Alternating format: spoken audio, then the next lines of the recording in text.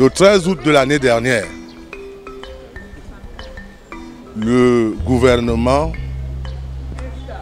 par la parole de M. le ministre du Travail et de la Sécurité sociale, avait pris des engagements pour apporter des solutions idoines aux problèmes posés. Ils avaient reconnu que c'était des problèmes connus et des problèmes qui étaient pertinents. Ils nous ont donc demandé de suspendre la dite grève et leur donner un peu de temps. Nous avons accepté la main tendue du gouvernement. Le délai de 6 mois a expiré le 13 février. Nous avons donc écrit pour que le gouvernement puisse répondre ou alors nous donner des solutions aux problèmes qui étaient posés. Jusqu'alors, rien.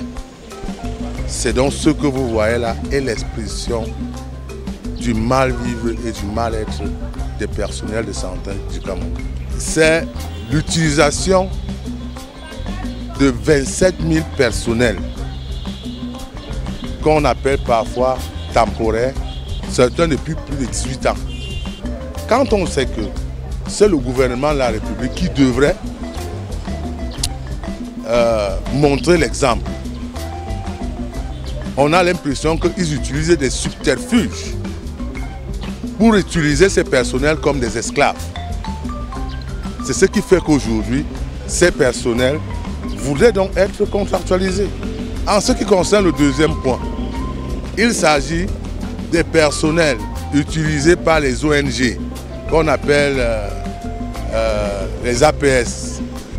Ces ONG, CDC, PEPFAR, Georgetown et même le Comité national de lutte contre le sida, n'affilient pas l'argent à la CNPS. Certains ont même des salaires en deçà du SMIC. Ça, c'est le deuxième point.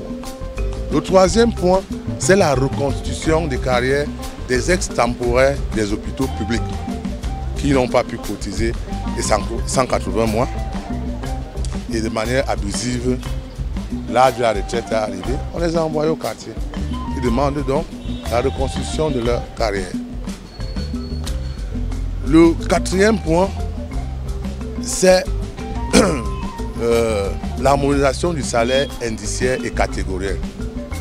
Voyez-vous, nous tous nous sortons des écoles de formation, mais quand nous y sommes, on sort des écoles, il y a ce qu'on appelle fonctionnaire, il y a ce qu'on appelle contractuel. Les salaires ne sont pas les mêmes. Les autres, on les dit c'est catégoriel, les autres, on les dit c'est indiciaire. Ce n'est pas normal. Nous voulons qu'il y ait une harmonisation en ce qui concerne.